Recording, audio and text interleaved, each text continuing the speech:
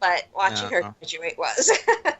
I would still rather be doing that than doing anything in Maryland right now. I mean, Sure. I remember making the statement that I will never complain about the heat again, and I won't. I mean, every time I go outside now, I don't care. It's 100 and something. I'm just like, oh, this just feels right. You're like, I'm in heaven. I'm not. It feels right. Yeah. Yeah. Well, welcome back. We've actually already seen each other. You haven't seen the entire team, but you saw part of the team last weekend, right? Yes, last weekend. Right. Wow. And you got to see Miela, Raina, and Debbie, and myself and Will, of course. Which was awesome. We took you on your first investigation. You got back into town, and we were like, "Go to work, Dave." All right, and that's cool. That's exactly how I hoped it would be. So that's awesome. Yeah, and we went out to Oracle, and we did actually 2 different ranches. We're not going to name everything right now, but it was really cool. And we were there with another, I don't want to call it a team, but another paranormal person, because he was basically alone. And we were working with him for the day, and he had his DVR system set up, and we had our DVR system set up. And he had a remote control DVR camera where you could actually hear and we could actually talk to you type thing. So that was pretty cool. But of course, before we wrapped up the night, we had to request for you to go here it comes. Here it comes. And sniff a pair of boots. It was perfect. And it much was a perfect case. And much to my surprise, there were 3 pair of boots that I found in there that I didn't even know were in. I knew there was one. I saw one, but as I was roaming around in there, during the investigation, I saw 2 more pair, and I was like, okay, we're just gonna see how this goes. I'm not gonna say anything. And sure enough, it's like, hey, it's that time. It's that time. It's that time, Dave. Yeah, the walkie went off. It was like, get in there. Yeah, get in there. Get your nose in there. It was perfect. Your first case back, and there's boots. Right? I don't know about perfect, but yeah. It was perfect. I'm sorry. It was perfect. It was your welcome back, Dave. Get back to your weird crap. my welcome back sniff. Is that what it was? Yes. Oh, that sounds so weird. Wear a dress, okay? My welcome back sniff. Yeah, like I said, your love. We didn't make you wear a dress. We wanted to kind of impress the other guy, so we didn't put you in a dress. Mm-hmm. We might hear soon, but it would surprise me a bit. But it was so funny because when we said, okay, before we wrap up, you need to go sniff those boots. I'm in the van with Will, and John was the guy that we were investigating with. Mm-hmm. And we're all cracking up laughing in the van watching. I didn't even know because I didn't realize. I mean, I knew he had cameras in there, but I didn't realize that one of those was pointing at me as I was doing. I didn't know. And then I heard laughter. I'm assuming it was you just busting out laughing through the window. And I'm like, oh, they can see me. Okay, great. Have you do it if we couldn't see you? What would be the fun of that? Well, just knowing that. Well, you would be able to. You'd know. I mean, there was a witness in the room, so we had to actually be able to see you do this for it to, have meaning. I guess so. Yeah, I guess just the sounds wouldn't do it justice, right? Just the sniffing. Exactly. We had to watch. And we were all laughing. And now he's got it recorded on his DVR and his little motion cam. And we have it, I believe, on our cameras. So it's perfect. We have it 3 different recordings for, you sniffing these boots. And why, I don't know. Because we can. And it was a welcome back. That's a good enough answer, I guess. Because we can. Yeah, because I've said that many times. Why did you do that?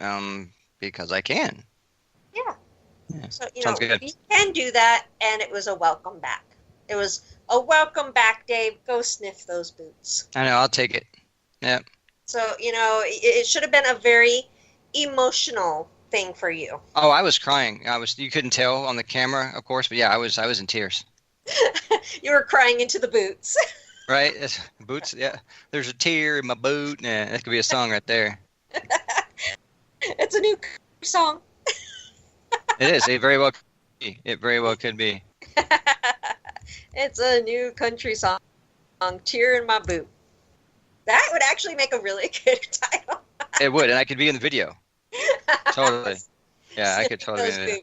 Yeah. We got a new song and a music video idea right now. Let's run with it. Goodness. I don't know if I like the sound of that. Oh, but it was great having you back. We got right to it. We were able to get right into it. We actually went to 2 different places. We didn't spend a whole lot of time at the second place. Our main focus was the one ranch. And then we went to the second one. And towards the end of the investigation, we will say it was a TB hospital at one point in time. And at the end of the night when we were in there, something affected me. I don't know what had happened. As you know, because you were out with me and doing some things, with me and Will and stuff, I wasn't coughing the entire night. I was fine. I mean, my throat would get dry and I would have to, clear my throat, but I was not coughing. And as soon as we got into the area that was the TB hospital area, I started coughing. And then as soon as we got to a room that the nurse is known to be in, and the nurse had contracted TB and died from it, I was uncontrollably coughing to where you guys basically escorted me out of the building because you were pretty sure that a spirit was messing with me. And I know when listening to the recordings, I'm hearing myself coughing up a lung, and we did catch some voices beforehand. So it was really interesting. I don't want to say what I think I heard because we don't like to influence each other when we listen to those recordings. But I definitely heard a male voice earlier in the recording, and I don't know. It was pretty interesting, and the fact that I was throwing that coughing fit was really interesting because, like I said, I hadn't been coughing. And then basically when we left, I was fine. I would cough here and there from like the dry throat from coughing, but I was fine after we left. It's pretty weird. Yeah. So it was an interesting night. We're going to probably go back to that one and try it again. And it'll be fun. And I would like to welcome Will to the show tonight. He just walked in from work. Yo! What up, Will? What's going on? So he asked what's going on, Dave. What's going on? Same old, man. For the past week, just doing stuff. Yeah, just moving and setting stuff up and installing ceiling fans and all that good stuff. Oh, yeah, you need those in this Arizona.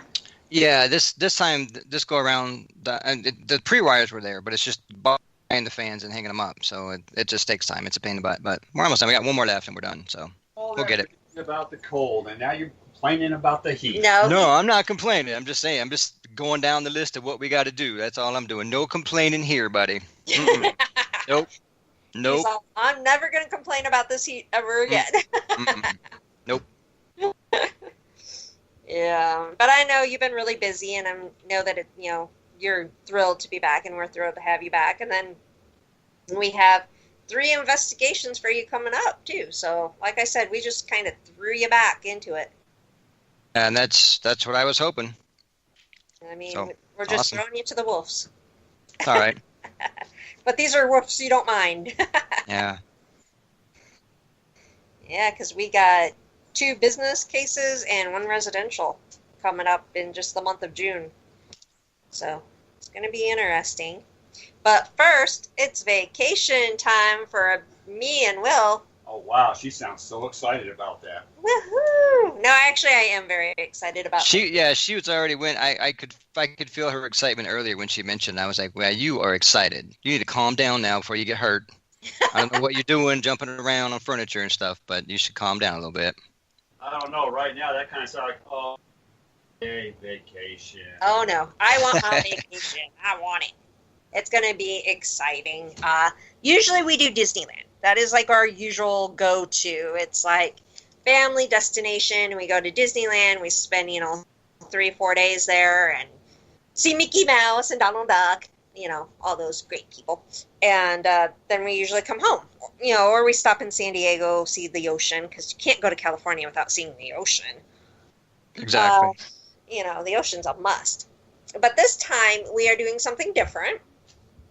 The only downfall to this trip is it's a lot of driving. That's what I'm not looking forward to, is all this driving. Oh, like she's going to be the one doing any of the driving. No.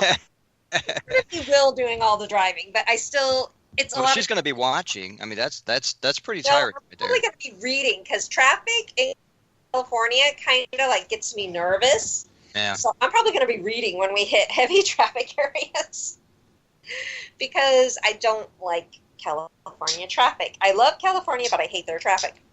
And but first we're going to San Diego, because we have to wait until 4 o'clock to pick up Aubrey from my ex, and we're going to head to San Diego, spend the night in San Diego.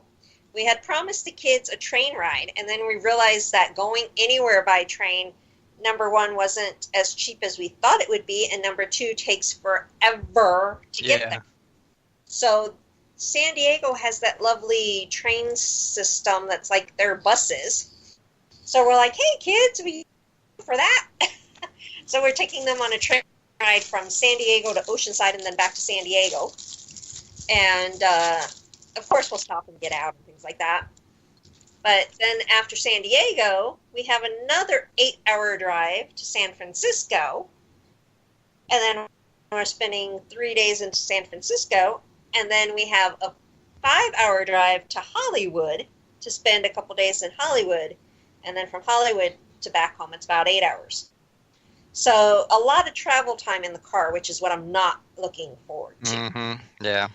We just did all that, so I don't want... And there was like this whole week, people were like, hey, what are you doing? I'm like, I'm not getting in that car. I'm not going anywhere. Nope. Oh, you got in a car and you came and met us, and then you had to drive yeah. But there were a few days, I had a few days break, and I was like, that's enough. That's cool. But since then, I'm like, no, if we have to do something, go somewhere, that's fine. But we're still not like, let's get in the car and go anywhere. You're like, nope. I'm tired of the car. No, my butt's still sore. Something we really didn't need to know, but okay. Now you know. Now we know. All this useless. Dave needs a butt cushion when he's driving. Apparently so. I don't think that would help. I wish. I wish I could just float as I'm driving. A butt donut. A butt donut. Yeah, they do. I don't know why I didn't think of that. They do make those. The butt donut. That'll support for your coccyx. That little diamond-shaped hole there you can just sit in. Cool. Yep. Most people usually use them when they have surgery on their ass, but... Right. Well, that's kind of what it felt like happened. Sit in the car for, 14 hours for 3 days. Kind of happened that way. But it's all done and over with. Then you're back. Yeah. And you're never leaving again, right? Nope, that is not something we plan on doing. You're like, we're not going anywhere. And some kind of natural disaster and I have no choice, then I'm going to have to think about it. Well, I don't think we really have anything major out here except sometimes flooding, but that's about it. Yeah. I'm sure I can come up with an apocalypse that's going to be happening soon. Yeah, right. I can kind of swim. As long as I stay out of the what we call riverbeds, I'll be all right. The washes. Yeah, there you go. Yeah, because they're not really rivers except for when we get monsoons. Yeah. That's not true. It's not true. A lot of those riverbeds actually have water running under them. Yeah, but not anything to where we have to worry about it when it's not raining. That was a useful tip if you ever need water in the desert. Well, nice, useful tip. Unlike Dave's useless. Well, that wasn't exactly a tip. That was just information that, no one really needed to know, but it's out there now. So, but yeah, it's fun to watch the news though when our rainy season does begin, because then you get all the idiots on the news that tried to cross, when the water's like above their head. And did you really think you could drive through that? Seriously? That's right. You remember that flood back in the 80s? That real heavy rain washed out all the washes? I've heard about it. Well, there are people that had their houses built right on the edge, and when that water came running through, it washed out all the dirt and took their house with it. We were going up Craycroft? Yeah, Craycroft. Craycroft. That big wash, the one that they had the problems with. Mm-hmm. Well, that river, they're building some businesses down inside that wash. So the they next better time, not hope for a flood. so the next time we have our supposed 100-year flood, we might be a few businesses short. Yeah, but if it only happens once in 100 years, then we don't need to worry. It happened in the 80s. We're good for a few more years. Yeah, but Mother Nature's pretty unpredictable, man. So you never know. I mean, that's kind of poor planning, if you ask me. Well, do people actually plan things out and think things ahead nowadays? I would hope so. I would hope so. I think common sense is kind of a thing of a past, right? It's called uncommon sense now. Uncommon. That one I would believe. That one I would. So in about 10 minutes, we will bring on our guest tonight. Our guests tonight are Adam and Sonia from Eureka Paranormal. Live in Eureka. And Will and I have both been there. I've been there twice. Will's been there once. Very small town, but a very interesting town. Definitely a lot of cool history and cool haunts there. So we'll see what's going on with them. I know that they have a Eureka Paracon coming up in June, actually. And when she talks about town, she actually means 3 buildings and a road. Right. Yeah. I've seen many towns like that. And they're very, very like, why does that exist? But I get it. Well, back in the day, it was a mining town, so it was very popular. Mm-hmm. But they're off of the Highway 50, I believe it is, which is known as the loneliest road in America. When we've driven it, a couple times we basically said it's the most boring road in America. That's why I told you, you got to have Netflix rolling, man. And we drove that highway all the way across Nevada. Yeah. There's nothing on it at all. There's a lot of dirt and bushes. And it's pretty sad because you start naming the bushes as you go. When you see one. Yeah, when you see a bush, yeah. And see, that's one of those places where they should just have like people just ready and waiting for like just to do a big flash mob, like right there in the street, just for your entertainment. Well, there was a bunch of jackalope that did. See, they stole my idea. That's not cool. Not cool. Not cool, man. They stand out in the street in their little trench coats, and as soon as they see somebody come by, boom! I don't like where this is going. They're in their trench coats. That's not cool. That's pretty sad. That's scary. Like getting flashed by a mythical creature. Right? I'll take it. That's a good story for grandkids right there. Oh. Then. And they cannot dispute it because when they go to the museums and they see that rabbit skull with the antelopes on it, or the little horns they're going to think it's real. That's exactly, and you can already have a predetermined name for that from what it once was. Yeah. Wow. That's something that I honestly didn't see, and kind of glad I didn't. But okay. Oh, you have to. You got to keep your eyes peeled this go around. Be scarred for life. And you act like you've never been flashed by a jackalope. I haven't. I honestly haven't been flashed by anything. The way you're stuttering, it sounds like you have been. Well, she was fumbling for the words, wasn't she? No, I'm trying to think, because you're talking about an animal, and an animal isn't a person. And at first I was going to say any person, but then I was like, but it's not a person, so I was like, anything.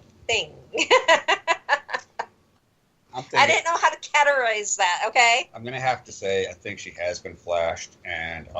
Only by you, honey. Only by you. Yeah, whatever. I'm going to call bullshit. Okay, moving on, because we get on the weirdest topics. I swear, I don't understand how we get to these things. It's called Mysteries Explained, and we're to explain them all. Why an animal would flash you? It's a mystery. Okay. Same reason they lick their butt, because they can. See? Now it's explained. Oh, my, oh, my, oh, my. Mysteries Explained. Okay. Because they can. Alrighty. Good to know, good to know, good to know. So, how about this other mystery? Why in the hell do we talk about these things on the show? Again, as we can. I don't know. It just kind of goes there. I don't know. It just happens. I couldn't answer that question. You know, we're supposed to talk about ghosts and UFOs and Bigfoot. Listen. Oh, which reminds me, though. You know what I watched today? Talking about Bigfoot? Probably Bigfoot flashing in a trench coat. No. I watched Harry and the Hendersons. Remember that? Oh, yeah. I do. I remember that. It did get flashed. I did. Oh, my God. Mm-hmm. We went to Bookman's yesterday, and I found that movie, and I'm like, oh, my God, I haven't seen that movie in forever, so we got it, and I watched it with Ashley and Bailey today, and they actually were like, oh, Bigfoot's cute, because they made him so cute in the movie. So I thought, oh, I've seen that movie. So no one commented about how stupid the movie was? No. I was going to, but, you know, I don't have much room to speak after Ashley sat there and goes, hey, they have Clerks. I said, yeah, that was a funny movie. And then we watched it last night, and I realized, yeah, that movie was funny when it first came Yeah, out. exactly. And that was my point, because, I mean, they had never seen Harry and the Hendersons, and here they are today in this, you know, in their time, seeing that movie going, wow, you know, that must have sucked for you guys back then. Oh, my goodness. I thought it was a cute movie. I was enjoying watching it again. All I can actually remember from that is that boy needed some house training. Oh, yeah. He did destroy their house. Shit. He did do that. He destroyed their house pretty good. And you notice how it doesn't matter what man freaking disciplined him, he got angry. A woman got on his ass. What did he do? He cowered like a little. Well, what does that tell you? Women should not be messed with. That's what that tells you. I think it says women are mental. No, it does not. They that shit crazy. I thought that was a given. I Yeah. just thought that was, you know. You know, on this note, we are bringing in our guest. We'll get him up right now as we speak. Don't you love how I can totally change this for the better? We're just giving it to you. Uh-huh. Hello. Becky! Hello. Hey, guys. Welcome to Mysteries Explained with Becky, Dave, and Will. You guys there? No. Can you hear us okay? Yes. Okay. Are you ready to run yet? You know, and I have to say something right now. Teresa in the chat room, and if you're not in the chat room, feel free to join us. Just click on that lovely little chat bubble. She says she loves Harry and the Hendersons, so thank you. I appreciate that. Girl to girl, thank you. Oh, so it's a girl thing now. I see. No wonder I didn't like it. Talk about looking for support. Yeah, Hey, exactly. So, Adam and Sonia, welcome to the show tonight. For all those listening, would you like to explain who you are and where you're at and what you do? Sure. We're, I guess, Eureka Paranormal. Basically, we fell in love with this wonderful town that had absolutely amazing activity. And history. And so we started an event to just kind of share it with everybody. And this is the second year running. We fell in love with the place and moved there, and it's home sweet home. Very cool. And you got your event actually coming up in... Yes, ma'am. June 21st to the... Okay, let me try that again. She needs to wipe off her computer screen now. I've been doing this all day today. June 21st to the 23rd. There, I got it out. And Eureka is a small little town, but there's definitely a lot of haunted places there. I know I've been there twice. Will's been there once. And what's that strange look for, Will? A lot of haunted places. Okay, well, every building there, basically, okay? So the 3 buildings that you're saying are there. There you go. You'll have to excuse myself, Will, and Dave, because we're from, the city, and we're used to the city life. And so, anything less than, 1 million people is too small for us, apparently. Well, it's not necessarily that. But when you can walk from corner store to corner store in 5 minutes, it's kind of small. Yeah, and we don't even have a street light. That's kind of cool. I kind of like that, though. All right, that surprises me because usually there's one, and it's crooked, and it's always just flashing yellow for no damn reason. That's weird that there's none. They might have had one, but the town drunk probably took it out. Probably so. Oh, man. Yeah, I did some growing up in a small town, but I mean, there was kind of but I can see how this place still exists because of the history and what it was and kind of what it is today. But, the town that I grew up in, it really didn't need to ever be there and still doesn't really need to exist. So it's really, really weird when I try and think of a small place that has all the stuff that you guys have there. And that's what makes it thrive, and that's what makes it so cool. Absolutely. We love the place. It's got a. Oh, go ahead. I was just going to say, you know what? Adam and I were both born and raised in Reno. Reno is the biggest little city in the world, so it's not big, but it is it's a metro area. Mm-hmm. And going from that to this, it is.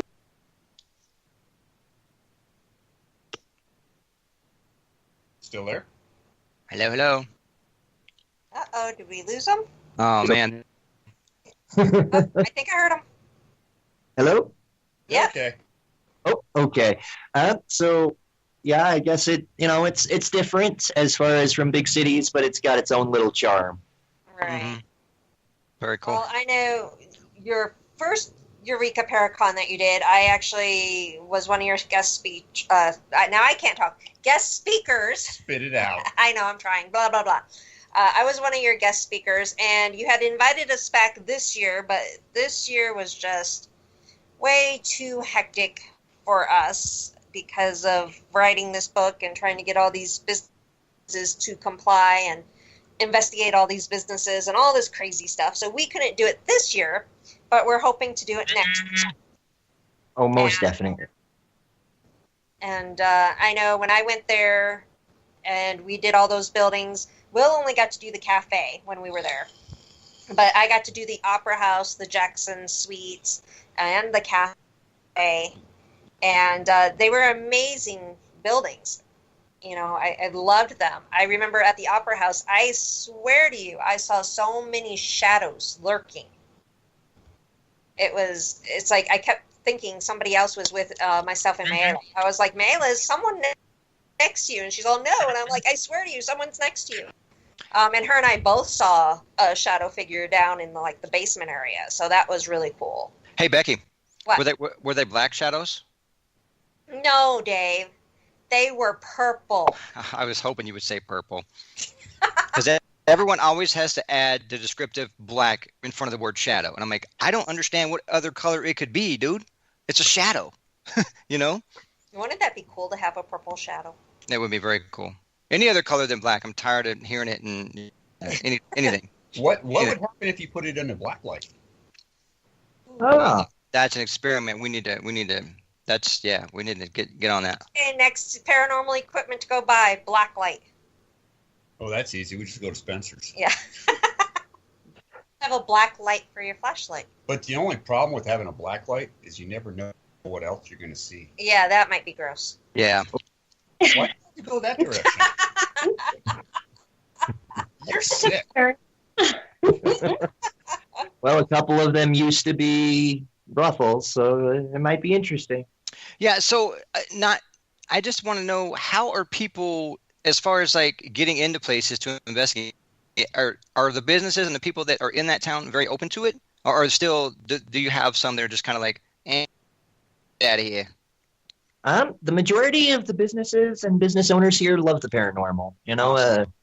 they're pretty welcoming, open arms, and we're working on the rest of them. They know who we are, what we do, and they have an open doorway if they ever have an issue. But I don't really chase them. The offer's there, and if they want to take part, they're welcome to. Or if not, then okay. But the majority of the town loves us and loves the paranormal folk. As far as we're polite, we just want to know the history. We want to see what's inside history.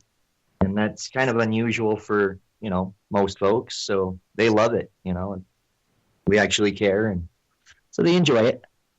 Well, that and the fact that it's pretty unusual in and of itself to have a whole town welcome that and be part of it and just say, okay, it is what it is. And let's all just, be who we are and just, have fun with it and live our lives. Because so many people, they want to shut it out and they don't want to believe that it exists. And, for some people that doesn't exist, I get that. But to and negatively affect other people just based on what you don't want to, what you don't want to see happen it's not going to affect, I don't know, it just seems silly to me when people do that. Like businesses are like, no, we're going to shut it out. We don't want anything to do with it. Even though these 80 businesses over here are totally it. Come on, man. Come on. That though, Dave. I know. Now that's just part of it all. I get it, but it hurts me to hear when people go, "No, we don't want any part of that." But I get it. I respect their decision to be that way. It's okay. I just don't understand it because it's not really going to. A lot of people think it's going to negatively, their life or their business or whatever. But I don't really see it having that big of an impact on them in a negative way. A lot of times, it's thrived. Yeah, exactly. Right. And just like the town that you guys are in right now, a lot of the stuff and the businesses and the tourism and stuff like that comes from this. Well, I'm going to say Paracon actually brings a lot of business into the town. Yep, exactly. And then on the paranormal aspect, as far as, you can almost ask anybody on the street that they pretty much all acknowledge that, there's spirits here still. They all have a story. They all, and I love it when people have come up to us and shared their story or their experience of something, and I think that's cool.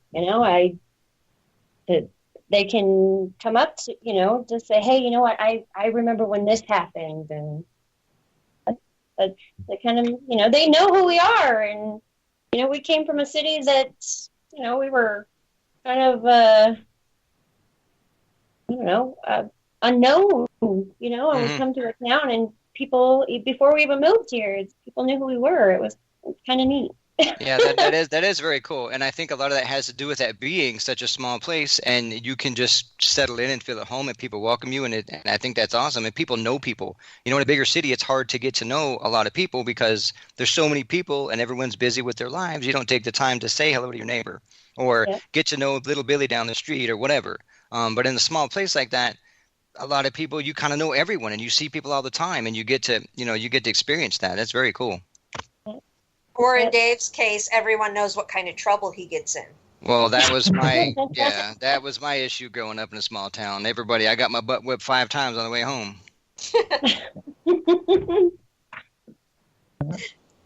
So, I know you got the Paracon this June, so that's actually coming up really quick.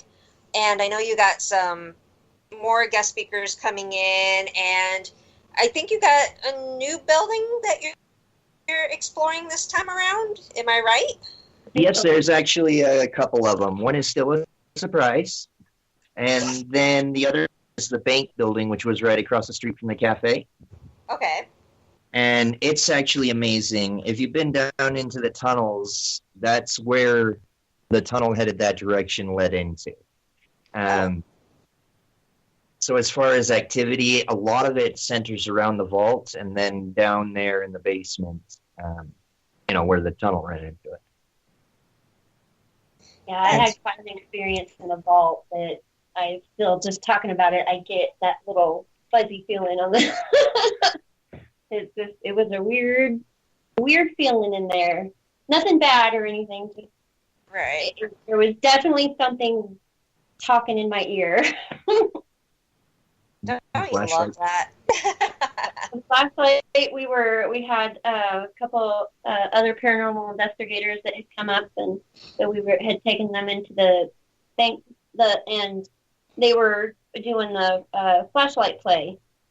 And so the flashlight was literally right on a shelf next to my ear. And every time that the flashlight would go on and off, I could, there was just a whole buzzing feeling on the side of my body. And I could actually, like, I couldn't understand, but it was like somebody was literally whispering in my ear. It was just, you just kind of get the, like, not shakes, but the chills from it. Right. It was really cool. Well, the next time we're in that area, we'll have to make sure that we check that one out then, too. And hey, thank you for not saying cold chills. I was like, she didn't say cold chills. I almost fell out of my chair.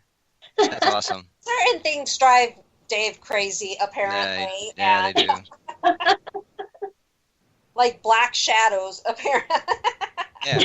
And cold chills. I love how you said purple. That whole purple up in the cafe when they said your hair color still stands out to me. I still brag on that. Yeah, that was really cool because that was when Will and I joined you, and it was actually on National Ghost Hunting Day. And Will and I were with you guys up in the cafe, and we were doing the spirit box, and you guys were asking if they could see us. And when asking that, I said, if you can see us, what color is my hair? And at the time, it was completely purple. And we got a very clear purple in that spirit box. So that was really cool. So we got still one of my favorite. I love sleeping in haunted places. Yeah. Maybe I'm just weird. No, I think we would all agree. That I'm weird? No, that we like sleeping in haunted places. Well, and that you're weird. But yeah. Yeah, both. Both. Yeah, don't exclude the obvious. Yeah. Oh, thanks.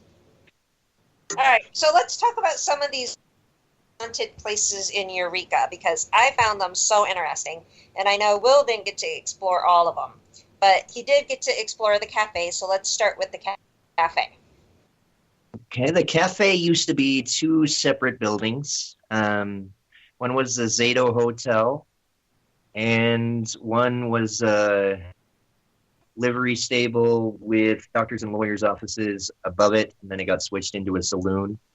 On the Zato Hotel side, that's really interesting history all the way up to almost present. That's what you guys see if you watched Ghost Adventures, kind of. But that is also where the tunnels are underneath, and it used to go all the way out throughout the town. And it's tremendously, there's a lot there. Yeah. I know we investigated the tunnels, the actual cafe part, the bar, and the upstairs.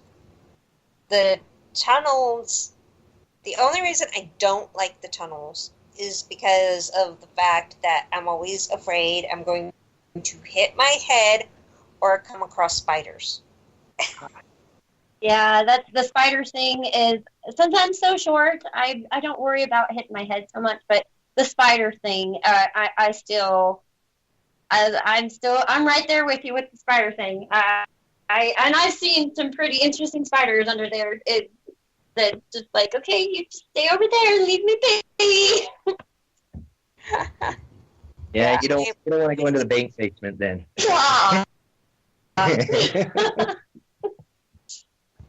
There's a lot of spiders down there. Don't like that part. That is a part I can live without. You're missing out on a whole new experience. Yeah, no, thank you. I can live without the spiders. But the tunnels are pretty cool. They're definitely cooler. I got cold down there a couple times. Yeah, temperature definitely drops as soon as you start going down those stairs. It's like, where's my sweatshirt? Yeah, I definitely have to make sure I had my jacket. The cafe was actually pretty active when we were there. I know when May and I went there, we got there, we checked into the room upstairs, and then we went down to the cafe. And I know I got touched a couple different times. And, of course, my first reaction was asking Mayla, is there a bug on me? Because that's my first reaction. When she checked to make sure there's no bugs around, I was like, okay, cool, I got touched. So Yeah, the same part, I always like that one for some reason. And, you know, I had said this before, I always sing in there. And in the building in general, I have no idea why. I don't sing, you know, in any other investigations or any other buildings, but for some reason in there, I always end up singing. And the funny thing is we have gotten it where I've had somebody sing back to me and that's been my experience in the cafe area and I'm, you know, I think who we've named Anne. Mm-hmm. I think it's Anne or Anna that sings back to me in the cafe. So that's been, and I love that one. That one just kind of warms my heart. right. Yeah, that's a very cool place. And then the Opera House, as I said earlier, that's where I saw a lot of shadows, it seemed. So what can you tell us about that Opera House? The Opera House was actually the first time I ever saw something move or was thrown. Our very, very first investigation down there. We're not sure if it was thrown or just fell over. It wasn't in a precarious spot. It was just dishes down in the kitchen. We've also heard running water, applause from the stage. Downstairs, we've had EVPs. There's only been one documented death that we've came across there at the Opera House. That was Joe, Mormon Joe. But that one is absolutely amazing as well. It's a very old building. It just got redone by the county. What was it, 15 years ago? It wasn't long ago, but it's been a movie theater. It's been the Opera House. It's a gorgeous building. Yeah, I didn't get to go into that one. Next time you come, I promise. I've always enjoyed the Opera House. I haven't ever, you know, I don't ever think anything, you know, I don't go in thinking something dark or bad, you know. I've gotten a little spooked downstairs in the kitchen down there where something, you know, was a little like, I don't know about that. My heart sped up a little bit, but for the most part, same thing. It just had, you know, I don't want to say pleasant experiences, but there's been activity. And it's, you know, we're still kind of curious who wanders those walls. Well, there's also been enough there that's happened throughout the years. You know, it's been a show place for a long time. It's also very possible that a lot of it's residual, you know, just playing over and over and over again, at least in my thoughts. But I think that's awesome things to hear and see too. Oh yeah, we'll take it all. In whatever form it comes in, you know, and it's all good. It's all good. So I got a question though. So do you know if a lot of the buildings there are in their original state or as close to that as they were back then?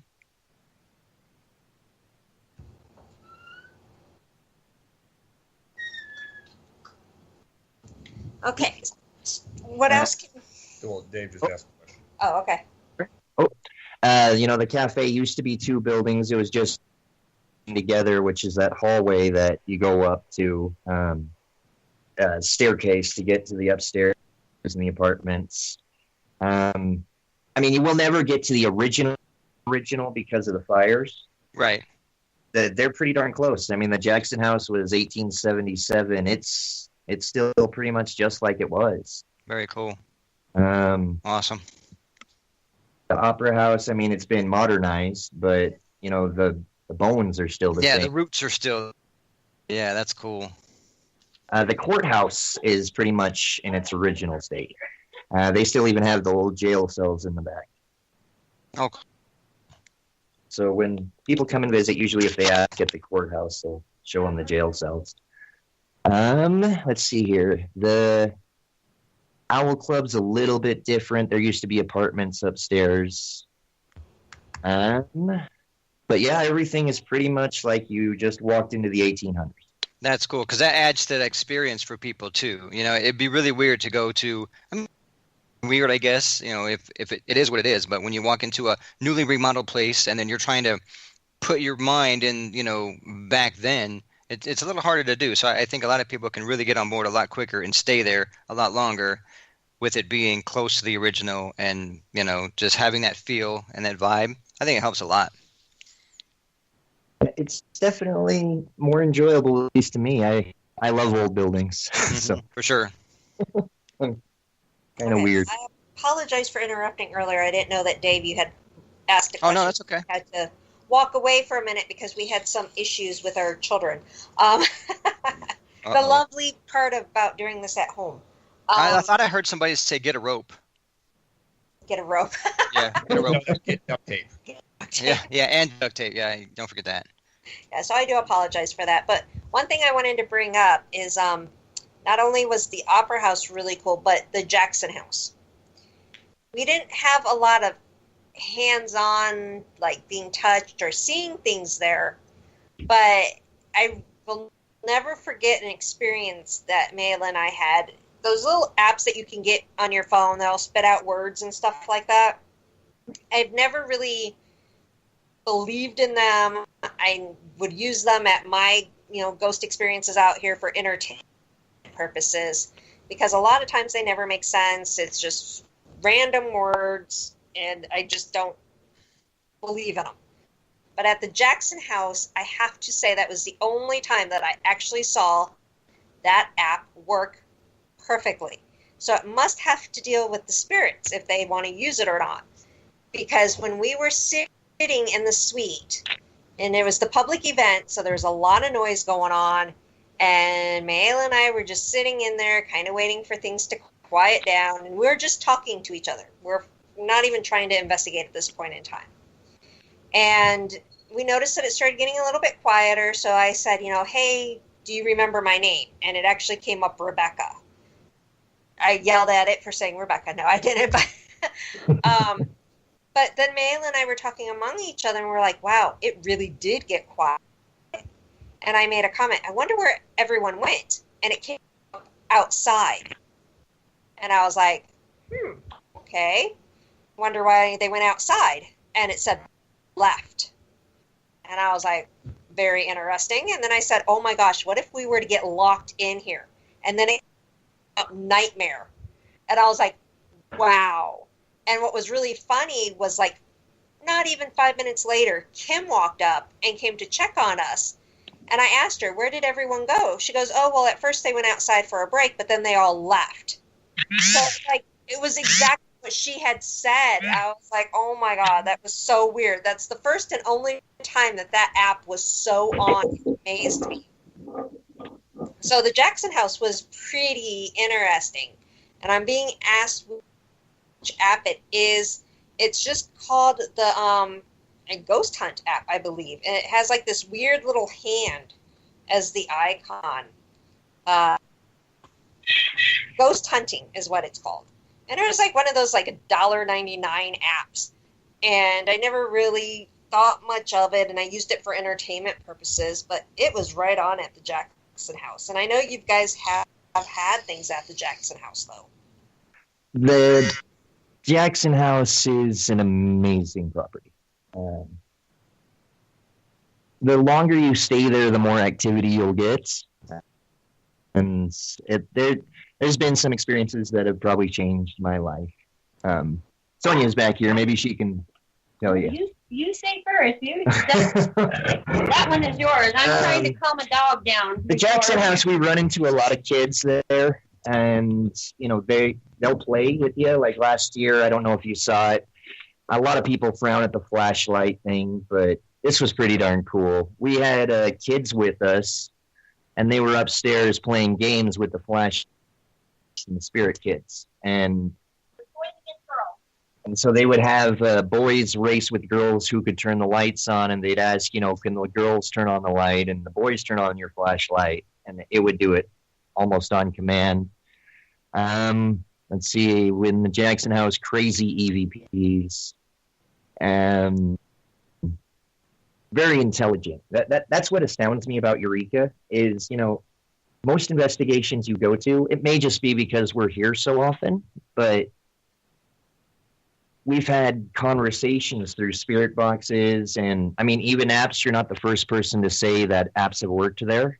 Mm-hmm. I'm just now kind of experimenting myself because I've met a few people that with apps that kind of changed my mind about a couple of them. But I used to never use them too, but there's been a ton of weird things that fit perfect sense there at the Jackson House.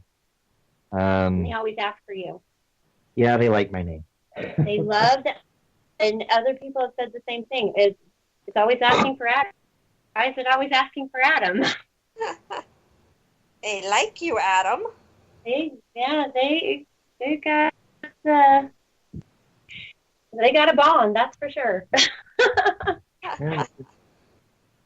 Yeah, just the intelligence has always astounded me that we came across in Eureka, and I'll never put down another place, but it's different here. At least it was for me. So I can't guarantee somebody else, but for me, Eureka changed my life. So well, it draws you in, and not just with the paranormal. The town draws you in. It really is a friendly community, and the community is nice. And you always wave to each other. You see your neighbor in the grocery store. Your kids are. Everybody knows your kids, and I saw your. Hi, I saw Johnny. Oh, so nice and so sweet, and it kind of astounded me moving here that there is a sense of community that maybe our family needed it, and coming here kind of provided that for us, and not just with the paranormal, but the town in general. So it's a wonderful little community, and I still miss things about the city. I miss Starbucks very badly. On 6 very on badly. Every time I go to Reno, that is my first stop. As soon as I get into town, I get my Starbucks. Well, when I make it down to Eureka, I'm going to bring you some Starbucks. I'll show up with Starbucks. You would be friends for life. Right. Dave, don't go getting that stuff out of the grocery store that you put in the freaking little cup. Starbucks cup. Something tells me she'll know.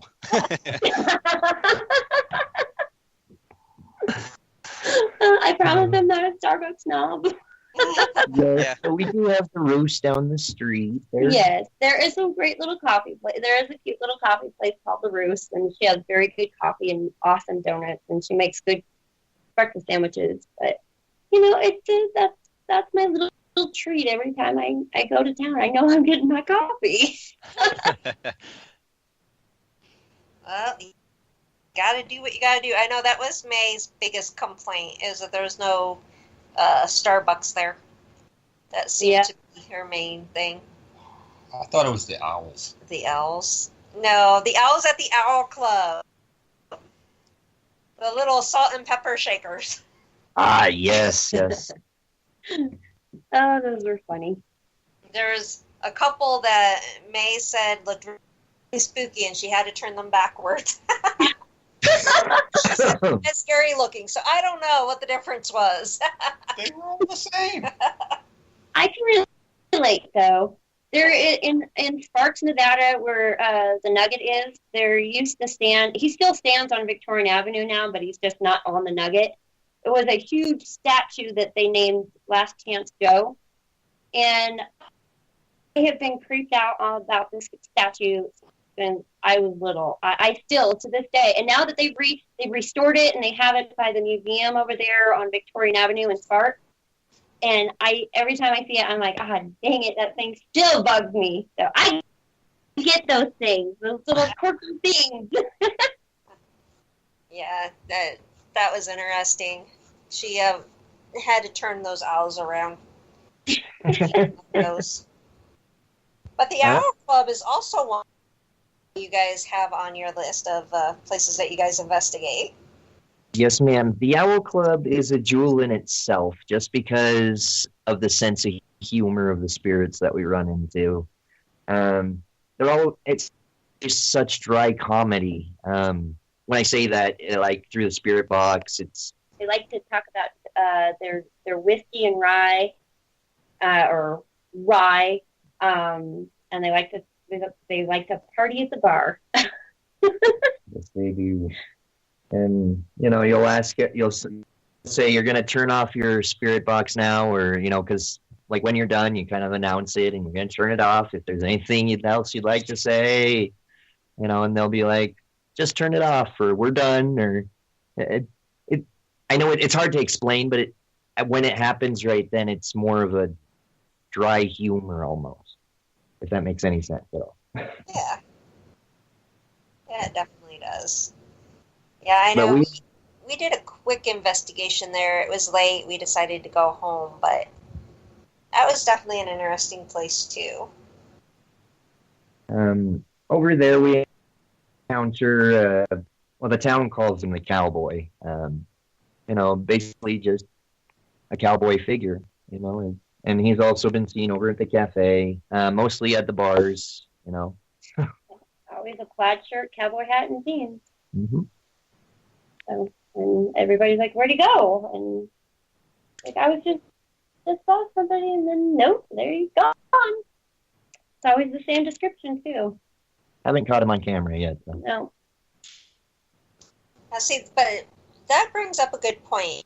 Is you're saying that this cowboy's seen in more than just the cafe, so that shows that these spirits are traveling throughout the town. Then, correct. And a lot of people tend to think that a ghost is stuck in one building and one building alone,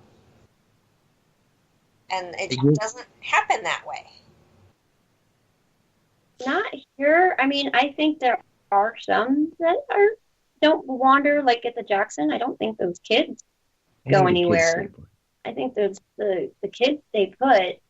We do have what we call the nomad, and it could be our cowboy, and he seems to be able to wander, and it's always the same kind of description and the same feeling with it, and it's like we don't know why or how he gets to, but yeah, he's our nomad. That's how, I don't know, that's how we always just kind of describe him.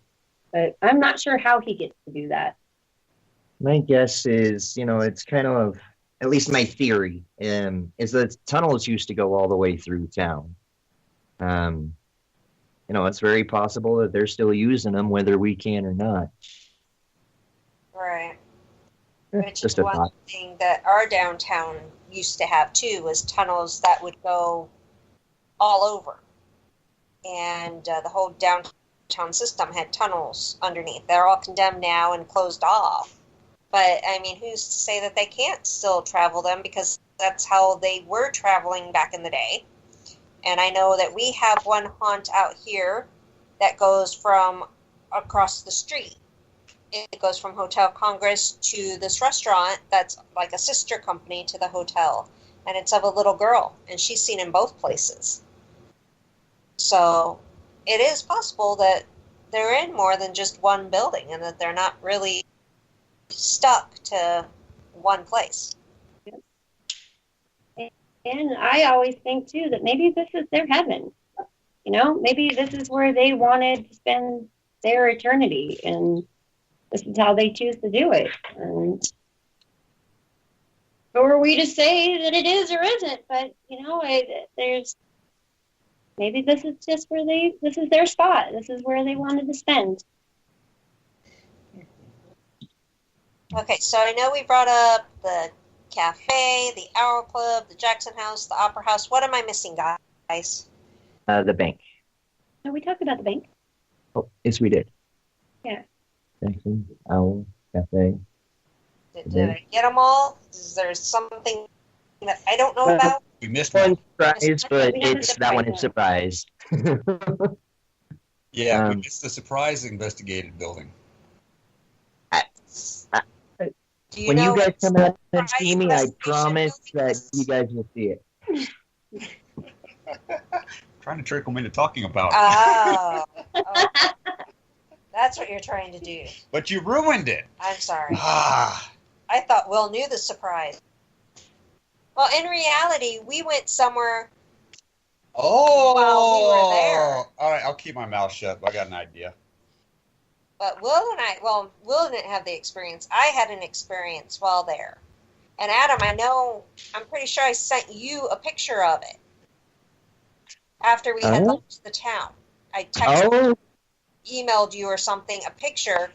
And I'm not going to say where it is because I don't know what kind of relationship you have with this building. But Will and I went in this building, and I can't even say what we were doing because I'll give it away. It's where the public can go, though, and it's not one of these buildings we brought up.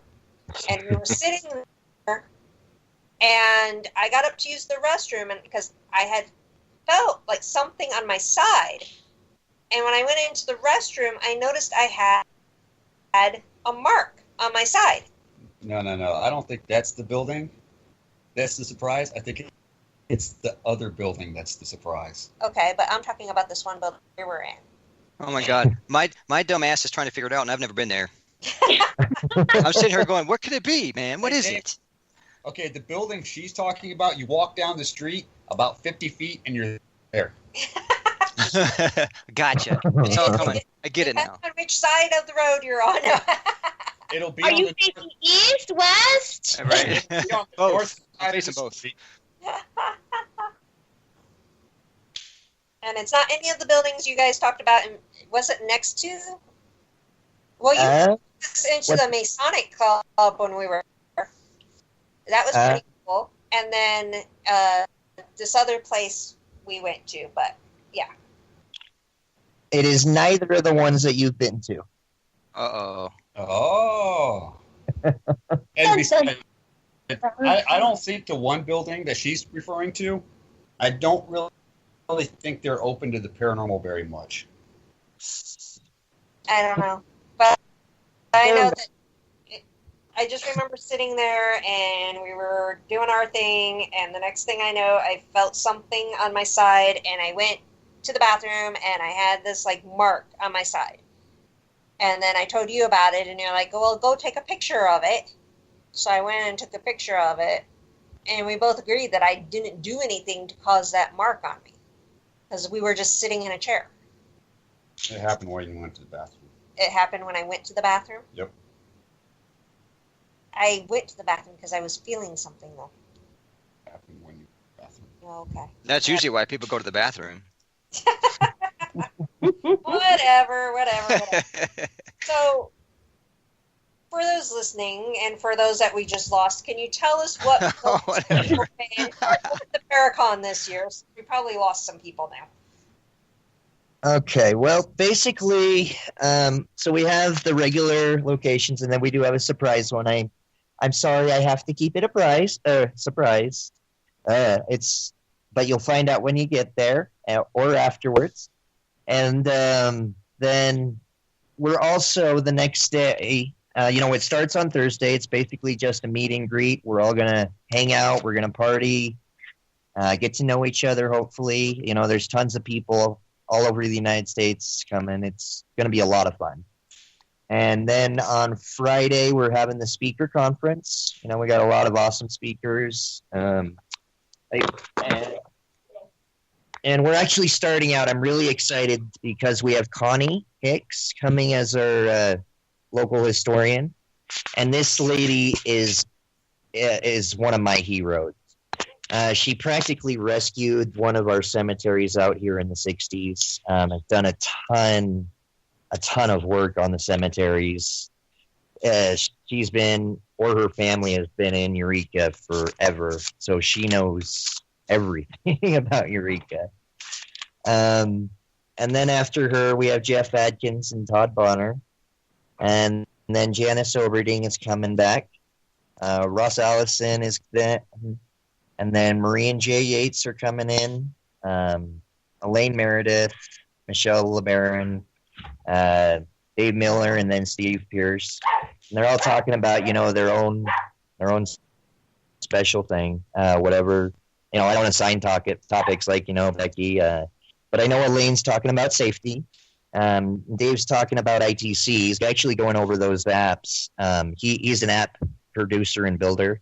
And I've always been curious about how they might or might not work because we've gotten both. You get sometimes something that's complete junk. And then there's some things that get crazy responses to. So I was kind of hoping he could explain, how they work or how they might work. Janice Oberding. Yeah, we're really excited. We got some good folks this year, and we're hoping too you can come back next year for us. But what's that? Said we're hoping to. We're going to bring out the team this year too, but like I said, things just got too crazy. And while you guys are doing your thing, we actually have a huge investigation here in town that deals with my book. So we're dealing with that. So. Oh, that's amazing. I to read it. I can't wait to write it. I can't wait to see her write it. It's been a crazy ride just trying to get the release forms signed and just trying to get the okays from people to, say, yeah, you can write about us. It was so freaking weird to, because some people you say, hey, this is what I do for a living, and I'm sure you guys know this, and I want to write about you, and they're like, yeah, no. They already look at you like you're crazy enough for what you do for a living, but then they're like, yeah, no, you're not writing about us. So luckily we had most people go with the flow and agree. Some were like, they're still thinking it over. But we've had about 5 people that basically said, yeah, no way, go away. No, we don't want anything to do with you. Go far, far away. Oh, that's a shame. Sorry to hear that. Especially because one of the businesses is hurting.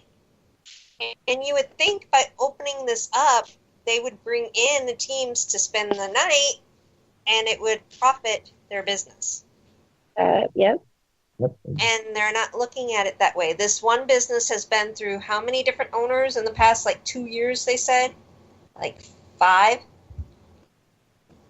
What? 5 owners? Oh, wow. Yeah, you would think that, they would, it's not only, awesome for what we do, we like talking to spirits, but in the broad picture, the paranormal is a multi-billion-dollar industry because of TV. And, once it gets out there that a place is haunted, it dramatically helps these places. Each business can greatly benefit. Yeah, unfortunately, though, some people don't like it. And unfortunately, this field has also brought in some not nice characters that ruin it for everyone, too. Yep. So it's a 50-50 chance. And I always like to be one of the first contacts because of the fact that I know we're respectful. We will treat the spirits kindly. We clean up after ourselves. And, we're really good about things, and so that leaves a good impression. But then on the downside, there are those places that have let people in, they destroyed property, vandalized, and then they keep people like us out. And then they decide we're not letting this happen anymore. Yeah. Yeah, that is very true. I'm not going to mention names on this one, but we've experienced that in our town as well, and it is sad and it is unfortunate. We're lucky enough, the owners here, they understand that people are people and it's not the field. Right. But yeah, there are several people that go in and do crazy things, and it ruins it for everybody. It's sad. Yeah, it definitely is. And, I try to let everyone know that, our team is not like that. We're going to go in there. We're never going to provoke. We're going to be respectful. We're not going to fake anything. We're going to be honest. Clean up after ourselves too. Make sure we don't leave anything behind. Make sure we put things back when we're done, And you guys were one of the cleanest people at the cafe I've ever had. Oh, really? You're amazing. Well, that's good to know. Here, and Actually, that's kind of funny is when we have teams that stay up in the cafe and to come to visit, and then when we clean the cafe afterwards, or the apartment afterwards, the paranormal investigators they are the cleanest groups. We've also run into some of the mining groups in here, and they're not always so clean, but the paranormal investigators are always the cleanest and the easiest to clean up after. It's awesome. Yeah, we try to be. I'm like one of those people that even in restaurants, I'm trying to gather up the plates. I do the same thing. I waitress for a long time, so I do that too. I just kind of stack everything, make sure it's all at the edge of the table. So oh my God, that's so cool, because I do the exact same thing. And I get the crumbs on the napkins, put on the table, and everything is to the edge, so it's easy to just grab and go. Yep. Okay, Dave, now you're just going left out. No, I've done that forever, and I always thought I was just weird for doing it. I'm like, I'm just trying to be helpful, and my wife was standing there at the door looking at me like, "Would you come on?" I'm like, "No, I got to push the chairs in now," Yeah, exactly. Yeah, Push all the chairs in, make sure it's all neat and tidy. Yep. Cool, that's Yeah, awesome. there's times that we've left an extra amount on a tip because our kids were, a little messier than normal. Oh yeah, absolutely. We're like, we know that they're going to be cleaning a little bit more. Here's a couple extra dollars. But yeah, we try to be like that. So, and we try to do that to, the spirit world, the paranormal world, because we don't want to leave things a mess. We don't want to go in there, provoke, get the spirits angry, and then have somebody else deal with it. And we also, I'm the one that does the writing, but I don't want to write about anything in a negative light either. I am so sick of people making this field out to be demonic. Yes, so exactly. All the time. And I'm like, it is not. I've dealt with negative, yes, but no, it's not all demonic. Just stop. So I won't write about stuff like that because I'll say maybe it was negative, but I'm never going to push that demonic thing. I'm not going to do that. Yep, same here. Absolutely. And yeah, there's been some interesting things, but who's to say, absolutely there is bad stuff out there, but I don't know. I think here we try to focus on the positive, and I think we have, I know it sounds funny to say, but we have a good rapport with the spirits. And we always, when we enter the buildings, we're always like, "Hi guys, we're here. We're coming to talk to you. Come talk with us." We I don't know, they're almost family in a sense. Right. Yeah, and that's the way that the paranormal groups need to be. They need to be, the kind and, clean up after themselves. Yep. That's the way the world needs to be in general, but it's not, unfortunately. Unfortunately, there's a lot of people out there that, for the wrong reasons. Yes, for the wrong reasons. That's the sad part. That is really the sad part. And nowadays, they pop up all over the place. Or they get into it for the thrill.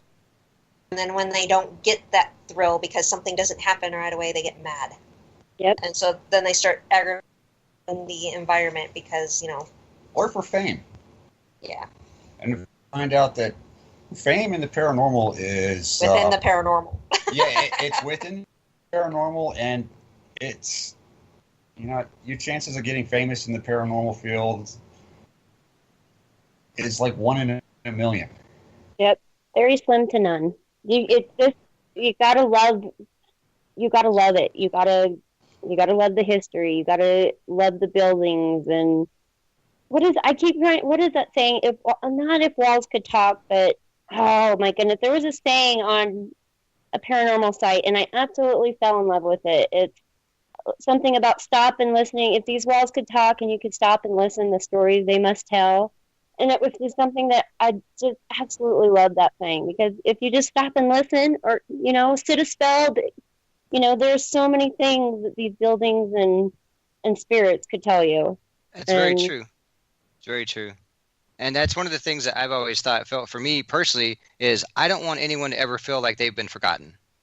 Yes. Because a lot of people they're gone and they're just doing what they're doing, but maybe they're watching people come and go and they're trying to communicate, they're trying to say hello, but you don't realize that, and most people don't even give it the time of day, not even a thought in their brain. So I'm thinking, us as investigators, that to me that's awesome to go in there and say, hey, you're not alone anymore. You know what I mean? I know you may have people around you, where you are, but we're here to communicate. If you don't want to talk, that's fine. But I don't want anyone to ever feel like they were just left out and forgotten. And maybe no one's ever tried to talk to them. There's many places that no one's ever been. So maybe they're just waiting for someone to come and talk to them. I don't know, but what could it hurt, right? I really like how you said that.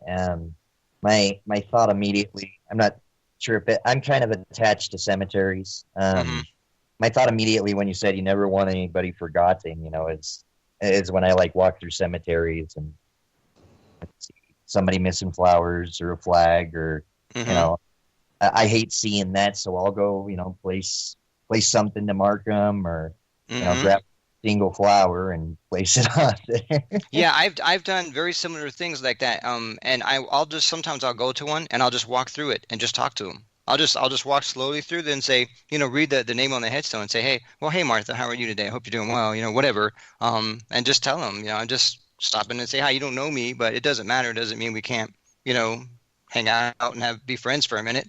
Yep. I do that stuff sometimes, and that's just one thing for me is just try, just try. I love cemeteries. I'll show you all 7 of them if you come out, Dave. Oh, that's sweet. Dave's like, I got my plans.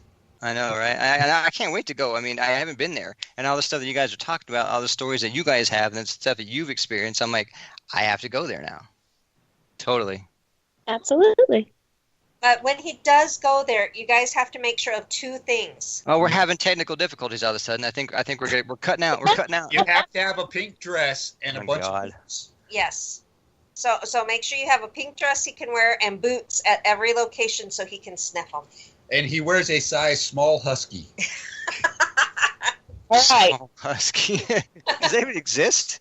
I had a pink tutu skirt. Would that count? There we go. Only if it comes with a flower tank top or something. Oh my god. I'm sure I can figure something out. And a training bra. He needs a training bra. And the boots are not for wearing. So the smellier, the better. That's a very important detail. Yeah, you don't want to leave that one out. Got to make sure they're at every location. Yeah, now you're making me sound like one of those really snobbish celebrities. It's like, oh, I cannot have a green Pez dispenser in my green room. There's no way. No, it's not like that.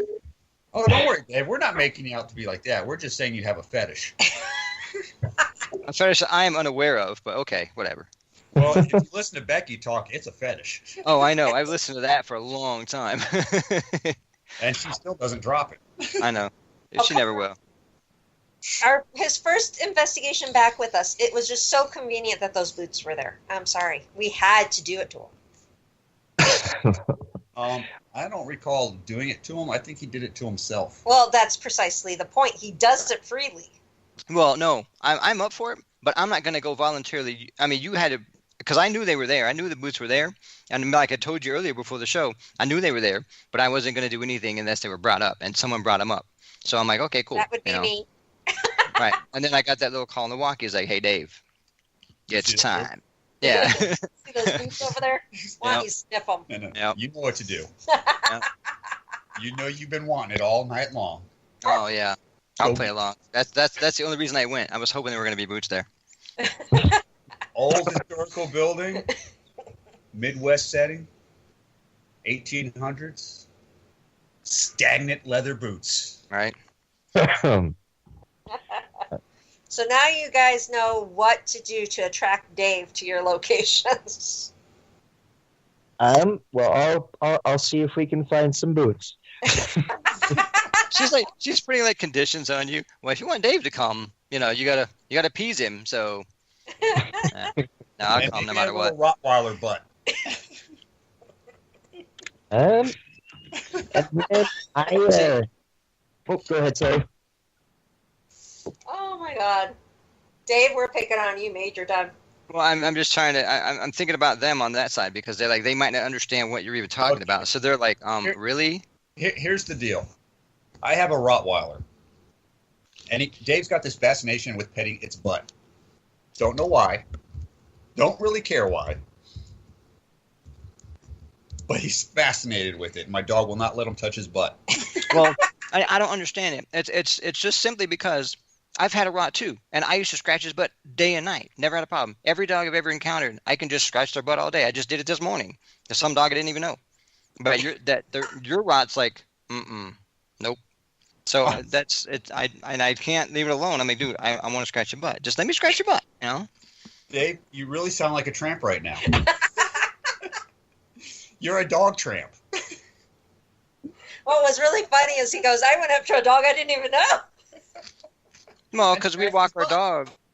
Well, we walk our dog twice a day, and he comes across other dogs all the time. And what do you do with the dog? You stop, you pet it, and I just go for the butt. Anyway, can we get back? We get back on track. Come on now. Changing the subject. Oh, come on now. Okay. Well, see, we have to let people know these things, though, Dave. We have to warn them. Well, I think they know. Yeah. Now everyone's like, crap, we don't want to keep around. I'm pretty sure Adam and Sonia want to get back to, back to yakking here about the paranormal. Well, as do I. That's a change. Dave's like, please, please, please. All right. You've run this in the ground long enough, man. That's what we're here. We're here all night. Well, Saturday, I guess I was on Saturday. We're kind of really excited for that one because we're doing just something a little different. From 12 to 3, we have a cemetery cleanup raffle. So like instead of buying your tickets, we ask for a couple hours of your time, and you get a free raffle ticket. And it just pull a few weeds for a couple hours, and we give you some awesome prizes. That's very cool. That's awesome. It's basically a cleanup party. Yeah, we're donate. But yeah, we're kind of just bribing people to help out. Whatever it takes, man. You got to get it done somehow, right? And you'd be surprised at how many younger kids, like kids, will come out and do that stuff. More so than the adults. Yeah, that's reach a certain age, and we go, really? That sounds like work.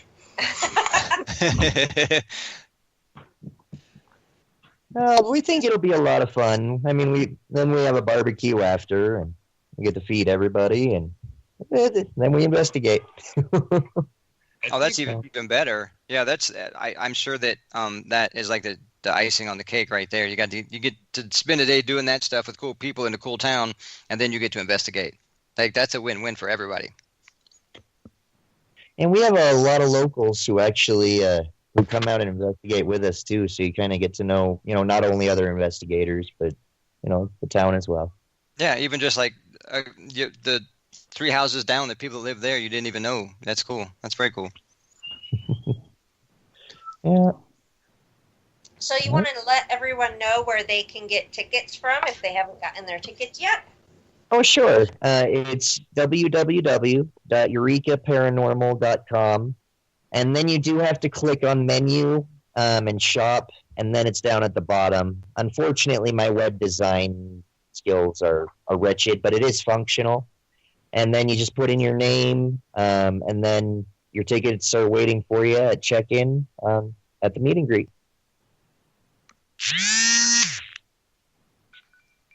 Wow, that was something weird. What was that? Oh. I'm trying to make my phone shut up ringing real quick. It wasn't my phone, though. I don't know what that was. Unless it did interrupted that thing, but I just shoved it under the pillow. I'm like, shut up. Dave. Kill it with a pillow. Yeah, I was trying to make it shut up, but I couldn't push the wrong button. I didn't want to answer it because I don't want to talk to them right now. If I answer it, then I'm like, oh, man. And you're committed. Yeah, I'm like, well, whatever. Nothing like answering a phone call live on air. I know. They'll go away. How that call's going to go. It could be pretty interesting. Never know. No, because I'm never going to answer that. It's going to be real interesting. All right, so we're going to wrap it up here with Adam and Sonia. So Thursday through Sunday, right, is the Paracon. Well, Sunday's more of your day to hang out and enjoy the town. We do have an investigation of our surprise location Sunday, but that's about it. So most of the people are taking off Saturday. Okay. Either that or Sunday morning. But we do have an investigation that Sunday night for, who sticks around. Okay. Hey, but before you guys head out, we just got a question in the chat room, if you don't mind me, asking real quick. Hmm? Okay. Do the people of the town, do they have like stuff going on in their homes? Do you get called out to investigate houses as well? Yes, we do. Those I can't talk about. Okay. Cool.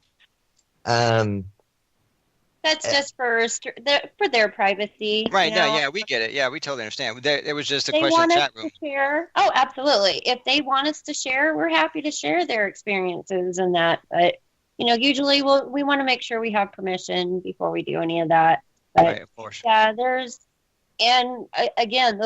also people that come and tell us of stories of things that have happened and that, or you guys need to come and check this out, and you would love this. So we have more opportunities here too that we're kind of looking forward to things coming up as well with some of those residential things too. That's very cool. Residentials, in my opinion, it's the core of what we do. Mm-hmm. Exactly. We're here to help people. The businesses are awesome. They're wonderful, crazy activity. But we're here to help people. We're always available. We will never charge for residential. We have done several in town and out of town, but we don't really broadcast those. Businesses are a little bit different. Mm-hmm. Cool. Very cool. Yeah, we can't talk about our residentials either. All that kind of stuff is private. But that's very cool. We were very happy that you guys decided to be a guest tonight on the show.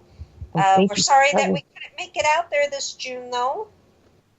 That's okay. You guys are always welcome, Becky. And Will and Dave. Anytime. Appreciate it. I haven't met you yet, but it's wonderful talking to you, and you're always welcome. Sounds great. I'm definitely going to make it out there. I don't know when, and I don't know, but it's going to happen. It's going to happen. I'd love to meet you guys and hang out and do what you do and experience the town. So I'm going to be there. You just wait and see, man. I'll have your pink tutu and boots ready. Oh, I can't wait. As weird as that sounds, I can't wait. Right on board. I love it. Well, thank you so much for being on the show. We really appreciate that tonight. And good luck with the Paracon. Thanks. And hopefully we will see you next year. Oh, yes. We are stoked to come and see it. And that is wonderful for you and Will. That's awesome. Yeah, we just got a lot of work we get to buckle down and do. Well, I got the most work to do. But he's just going to sit there and be like, way to go, honey, write that book. He's tapping. Yeah. Cheering from the be like, get to work. Do it. Take a whip to me. Move them fingers. I feel Oh, you will when that whip cracks. Well, thank you so much, guys, for being on the show tonight. We really appreciate it. I know we'll be in touch, and hopefully we'll see y'all next year. Sounds good. Great. Thanks, Becky. Thank you. Thanks, All Will. right. Thanks, Thanks. guys. Thanks. Thank you. Have a good night. All right, guys. Take care. Bye. Bring it on. Thank you. Bye-bye. What do you? Yep. Yep. Yeah. So everyone, that was Adam and Sonia from Eureka Paranormal. It sounds like we have a little dog fight going in our living room. It's over. It's over. I was like, wow, there's like a lot of whining and barking back there. But yeah, Eureka is a cool little town. Like I said, Will and I have both been there. It is a small town, but it is pretty cool. So a lot of history and a lot of haunts. And Dave needs to learn how to spell. I cow, right? Oh, yeah. Yeah, stupid fingers. I don't even. Everyone's going to figure out what that's. I'm not even going to correct it. That's dumb. Everyone knows what that is. It went. Everyone knows. Yeah. Everyone knows what that Cow's is. with a C, not a K. Whatever. Picking on Dave again. Whatever. All those that don't know what we're talking about, when we do Mysteries Explained, we have the chat room on Spreaker that people can go into and ask questions. And Dave just went to say, I know, right? And instead of no, it's cow with a K. Yeah. Now the whole world knows, Dave. I doubt the whole world knows. Well, we'll make it known. I'm sure you will. No, okay. Our 3 listeners. But that was just a little finger mishap. I mean, I know how to spell no, so whatever. I know. That's all good. N-O. Well, there's that no. Yeah, there's that no. Yeah, okay then. But yeah, I'll make sure that the whole world knows. How does that sound? That's my goal now. Because I need a goal. I don't know. Do I really? I have enough on my plate, don't I? What? You're not even listening. Wow, I do feel the love. He's going to whip me to get me started on this book, and then he doesn't listen to me. I feel so loved. No, I listen. Uh-huh. Sure you do. You do have enough goals. You have enough goals? Yep. Yeah, okay. A goal for the next week. I want to see Alcatraz and Winchester House. I'm just excited I actually get time off before having to go back to work after vacation. You get a little short vacation from your vacation. Because I've never actually had a vacation where I actually get to have a vacation after my vacation before going to work. Because usually I end up having to go to work 6 hours later. Well, I would love to see Winchester House and Alcatraz while we're in the San Francisco area. They're You both have seen supposed to. Alcatraz. I haven't been to Alcatraz. I actually want to go and set foot into Alcatraz. Because you've seen Alcatraz. I've seen it from the pier. Yeah, see? So you want to visit it. I want to visit Alcatraz. Oh, okay. I'll say, because you've already seen Alcatraz. And I want to visit Winchester House. Okay, here's a tip for you. If you don't already have your tickets for Alcatraz, it might not happen. Well, here's the other thing. You have the Blue and Gold Tour that you can actually book tickets through, aside from Alcatraz itself, because the Blue and Gold Tour that's in San Francisco will actually ferry you out there, and you'll get to walk around there for like an hour before they ferry you back. Yeah, we did that. We did because we were going to go to Alcatraz, but I told my wife, hey, man, we should probably get on this earlier because it's probably going to be booked up and hard to get a ticket. We might not be able to get to go. She's like, nah, we'll get a ticket when we're there. It's fine. So that wasn't the case. They were like, there's no way you're going to get a ticket. I mean, there's no way. And they were booked up the whole time we were there. So I'm like, just heads up, you might want to go and get it like now. If you're, unless there's some other method that can get you out there like you were talking about. But I don't know if that one includes going inside. I believe it actually does. And the other trick is do it early, not late. Oh, but. Spirits are active at any time of the day. Yeah, I know. So, but yeah, if you get there earlier in the day, there's usually tickets available. It's towards the afternoon and evening when they book it. They tend to book out. Well, hopefully it'll work out. I mean, I don't remember which tour we did because we took the boat out there, but we couldn't go in. But I don't remember what it was called. That's what was available, so that's what we did. But we wanted to go in too, but it just didn't happen. So some other time. Yeah, it's not going anywhere. Well, it's going to be there. Day tour and they have a night tour, so there's 2 different tours. Mm-hmm. The day tour is $46, and the night tour is $53. That's not bad. Everybody wants the night tour. Oh, of course, yeah. I'm surprised it's not $153. Oh, you should go to Winchester House and check out their prices. Oh, I know. Chester is. I can imagine. And there's one tour there that I wanted to do so bad, but we cannot because Bailey's not old enough. Mm. Okay. You have to be 10 years old for the Explorer Tour, and it's a limited time tour. But you have to be 10 or older, and Bailey's only 7. And I'm like, damn it. Or are they going to check for ID? I know, right? I think we could pass her off as 10. Why not? It's not that far away from it. We still pass Ashley off as being freaking 16. And you're saying this live on the radio for everyone to hear. Hey, just in case, just because they're 18 doesn't mean you can't lie about it. Right. Oh, wow. Oh, everybody does it. I know. It's the difference between $20 and freaking $20. Oh, my. And if it's Disneyland, it's the difference between $120 a ticket and $170 a ticket. Wow, guess what? We're not going to Alcatraz. Unavailable or sold out. Well, looks like you're just going to have to see it from the pier again. That's scary. They sell out fast. Yeah, they recommended doing it like a month or two in advance. That's what they told us. But then again, you're kind of stuck if something happens and you don't end up going. You're like, well, now I'm stuck with this damn ticket, you know? Yeah, I can't believe how freaking fast they're sold out. They're like sold out all the way till July. Is that Yeah, correct? exactly. Yeah. Go to Blue and Gold. Wow. Go to Blue and Gold tour. Yeah, but if we can't go in the building. Well, I think some of their tours are in the building. Mm, Just do the Wow. Alcatraz tour. that is just, I can't believe that. Well, can we at least go to the island? Maybe we can get the ghost to come out to us. No, you never know. I'm sure someone's roaming around outside. I mean, I don't think they're sitting inside the whole time. But there's so many people there. You know what I mean? No one's going to be shut up and be quiet. So it's like, you know? Be like, ghost, can you come out and talk to us? Came all the way from Tucson.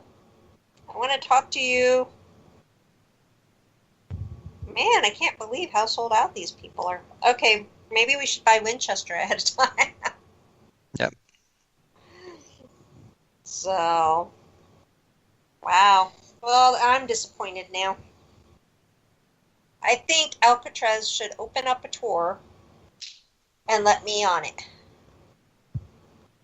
There we go. I've stated that. Now everyone go call Alcatraz and say, Becky's going to be there. She wants to go. Hello, Alcatraz? Yeah, it's me, Dave. Yeah. That's how it's going to go. Let Click. Becky in your jail now. And then Will can leave her there. That's disappointing. Wow.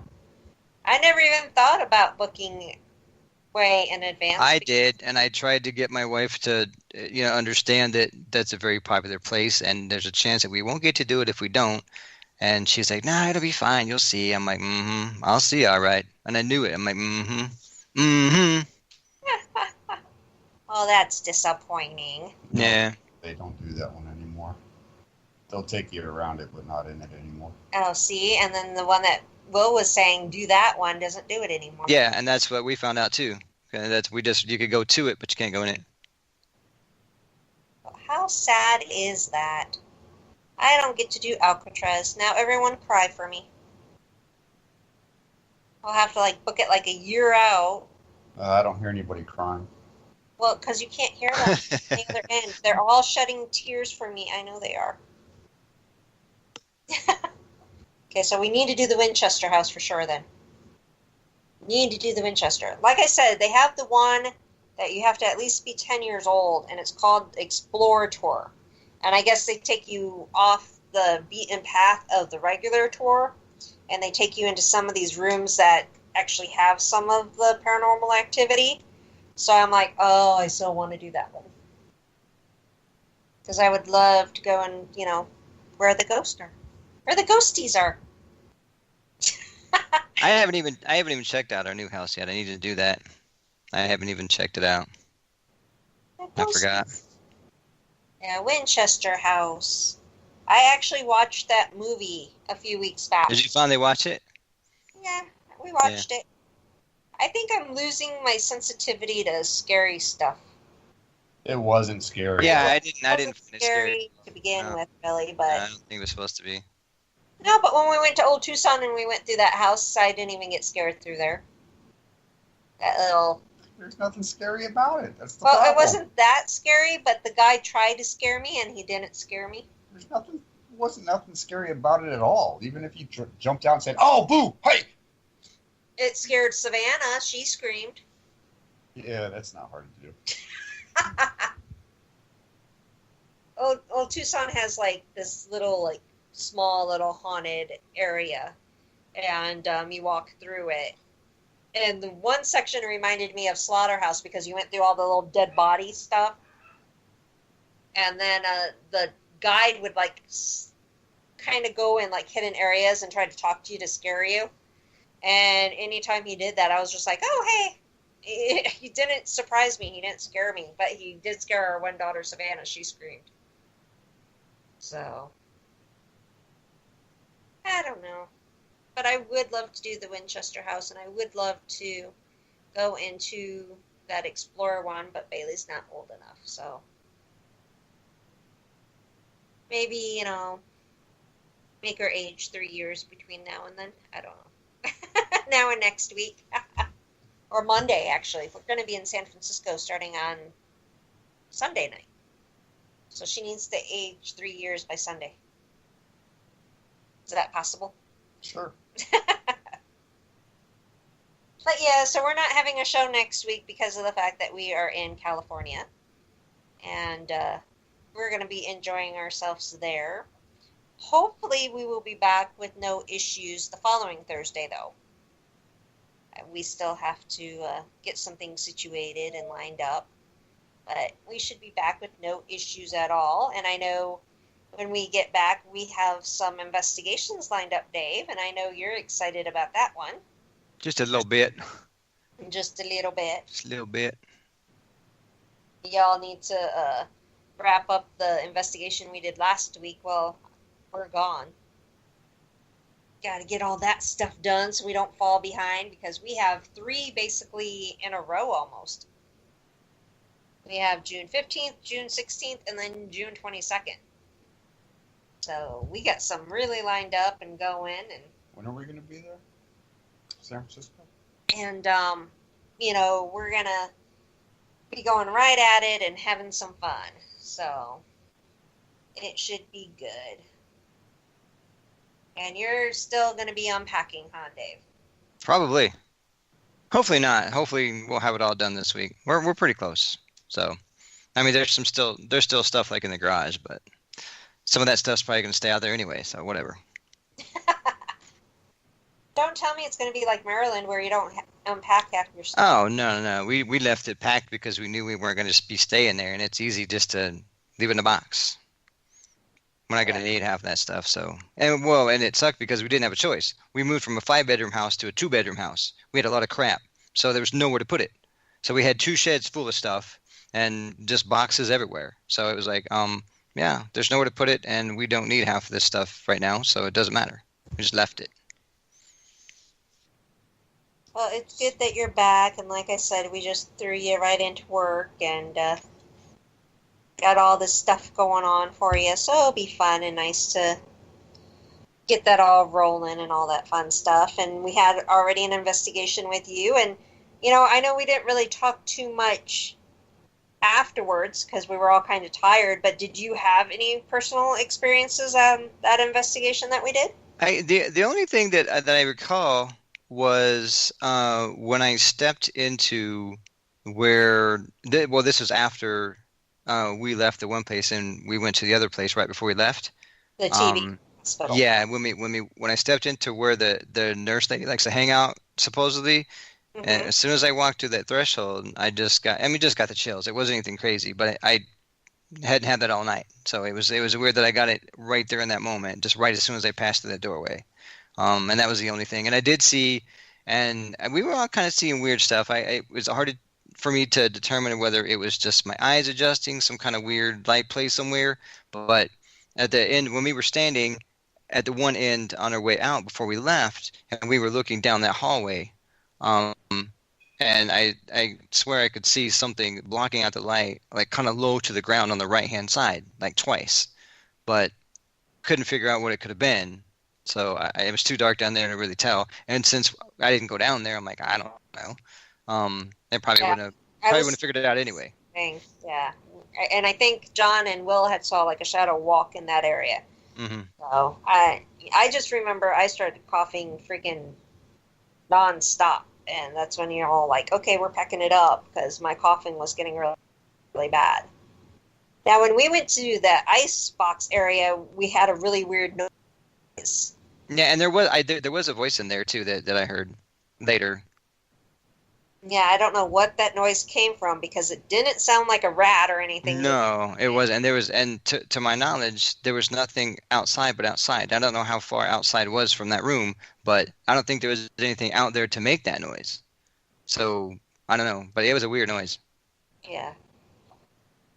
Yeah, that was weird. And then I was listening because Will ran his recorder, and I didn't bring this up to Will because I wanted to try to compare times, but I know neither one of us had a flashlight. Mm-hmm. And they said in the recording that they saw light, and Will brought up that, well, they have a flashlight, but we did not have a flashlight. The only light we were using to walk was Dave's watch. Yeah, and that kept going on and off. I just had to keep, and it was not very bright. I mean, you would have to hold it close and right where you wanted to see. So I don't know what you guys might have saw, but it's possible that you saw that, but it's doubtful. And it wasn't very bright. Yeah, because they made a comment that they saw a light, and Will's like, yeah, they got a flashlight. And I heard that in the recording, and I'm like thinking, no, we didn't, because we were in pitch black trying to see to lock up that door with the hook. Yeah. And I'm like, Dave, that light needs to be brighter. Yeah. You know there's a light on your phone, right? I didn't have my phone with me. Yeah, I didn't have mine either. And I had just put everything away because I didn't know I was going to be getting out again. And she's like, hey, come on. I'm like, ah, crap. So I just jumped out without anything. All I had with me was I watched that had the light on there. Yeah. And you took my recorder. Oh, I had a K2. So I had the K2 and he had his, EVP watch. But other than that, we had nothing on us. So we had no flashlight. And that would have been handy. Yeah. I thought we were all staying together, and then they're like, oh, go to the ice box. And I'm like, crap, I can't see anything. Mm-hmm. And there's a little hook that was keeping the one door closed. And trying to see to get that hooked back up was a pain in the butt. It was like so hard because it wasn't like a little latch. It was an actual hook that came off that I was holding in the ice box. I was being Captain Hook. I think I actually made that comment too, didn't I? Probably. Look, I'm Captain Hook. Because there's an actual hook. So, yeah. But it was dark, so I don't know what light you guys were seeing. 'Cause I don't think Dave's watch. I didn't see the light. John saw the light. Okay, because I don't think Dave's watch would have made that. No, much. We could barely see it like a foot or two in front of us, and I don't think it went very far past that at all. Yeah. Yeah, I didn't see the light. But I heard that, about a light, and Will made the comment, oh, they got a flashlight, and I'm like, no, we don't. We do not have a flashlight. We have Dave's little watch that I'm going to trip and fall and kill myself with. And that was about it. But yeah, so I definitely think we need to go back to that TB hospital. I only spent like a few minutes there, but it definitely seemed like a place that I could spend a lot more time in there. That'd be very cool. We did have, and I don't know if you went over, your video, but we did seem to have interactions out at the barn, though, with the flashlights and things going off there. Right. No, I haven't. I'm going to go over that tonight. I haven't done that yet. I'll do that. I'll do it. Yeah, I didn't get any responses of a little girl's voice, but I got like, I think it was grown men though. So I was like, I wonder if they were fooling us. Or maybe they just had a really high voice. Did they have a high? Did they sound like a kid at all? No, Maybe it didn't nothing? sound like a kid at all. But I did catch a couple voices when we were out there. And not a lot. I didn't get a lot at that first place. But we did get a lot of interaction with the lights going on. Mm-hmm. And then we had Boo going off. We did get a couple hits on the K2. So we had a lot going off at that barn. But I didn't get a whole lot of EVPs, though. So that would be interesting to check out again to see if we would get the same stuff going on. But Right. the actual house itself, I don't think we got a whole lot in there. I really didn't get anything with the house. Yeah, the house seemed kind of quiet. Yeah, there was some stuff that I found on there, but it wasn't like my normal findings. And when we go to the location with like, sometimes like really cool activity, you come out, you're like, wow, there's like just a ton of stuff here. It was just kind of, I was like, that's it? That's all we got, you know? But I don't know. We'll see. I don't know. It'd be interesting to see if there's the same kind of activity in that barn area, though. Again, if we did go back, because that was just we had one really good K2 run, just kind of out of nowhere, and then that was it. I mean, before did the stuff that you guys were doing out there, but that was it. Yeah, well, it's a hit and miss in this field. I mean, you're going to go to locations that don't have activities. Oh, of course, So yeah. that's just how it is, and I don't feel that house really had anything. Right. There There was some stuff in there, but it definitely wasn't like what I had hoped it would be. Matrixing too, because you got to remember. Oh, it was terrible everywhere. The flag flapping in the wind. There was a lot of wind. There were other lot of people wind. there. You could hear people talking outside. Yeah. And there was stuff that I didn't even include in my notes because when I listened to it, I'd listen to it again. I'm like, okay, I hear voices. So let me go back and check it out. And I'm like, okay, there's people talking in the front and there's people talking in the back. I'm just going to let that go. But then there was a couple where the same stuff was going on. There's people out at Command Central talking and you were out in the back talking. Yeah. And I could hear everyone. But at the same time, there was a voice that came through that was not, it didn't sound like you guys at all. And it sounded closer, like in the room. And it was kind of like that whispery kind of voice that, and it said something kind of specific, which I don't know why you guys would have said that. So I did include stuff like that. But for the most part, I was like, no, that's just people talking. It's people talking. And outside, it was like the wind was blowing and the trees and scraping the barn. And, there's all kinds of stuff. I'm like, man. One time when you and May were out there, I know people were walking past you. Yeah. And I think you heard us radio in because I know you guys radioed in asking, are you guys talking on the porch? Mm-hmm. And they responded no, but then we radioed in saying there are people walking, and I don't think you guys heard us. So right? No, we didn't hear you guys because we know your voices, and this didn't sound like that. But we could hear something, and then we found out that there were people walking down the street. They were just kind of past us down a little bit the road. So yeah, we just were like, okay, that's what that was. But we did hear a couple of weird things out there that did sound like people talking, but. Nothing crazy to go, oh, we have to make sure everyone hears this sound. It was just a weird sound. It could be anything. Yeah. All right. Well, it's their time that we need to start bringing this to a close. Dave, you want to say your final words? My final words, that's it for Dave. Yeah, there My you final go. words. What do you want on your tombstone? Yeah, right. No, I just want to say thanks for everyone that tuned in and checked out the show. And don't forget to check out Voices Carry on Mondays and Wiregrass Haunts on Tuesdays. Voices Carry is on Wednesday. You said Monday. Oh, dude, I keep thinking, yeah, it sure did. Yeah, it is on Wednesdays. Sorry, my apologies. It is on Wednesdays. Yes. So It doesn't hurt to tune in every night to see if something's going on. yeah, but Tuesday, Wednesday, and Thursdays, you definitely want to tune in for sure. That's a given. Yeah. I don't know where my brain went on Monday. I was like, hey, that's not Monday. That show is not on Monday. All right. Well, your final words? Good night. Happy hunting. Thanks for listening. And tune in Not next week. Not next week, but the following week. And we'll see y'all then. Yep. Remember, no show next week. I know we'll miss y'all, and hopefully you'll miss us too. But we will be back. Enjoy. Have a wonderful week. Everyone complained to Alcatraz that we can't get in. And Hey, if they can escape, we can. if they sneak can in. escape, we can sneak in. Is that how it goes? Yeah. But we will have a report on our vacation when we get back live on air the following week. And everyone enjoy, be careful, and until next time, remember that you are never truly alone. Good night, everyone. Good night, everyone. Be safe.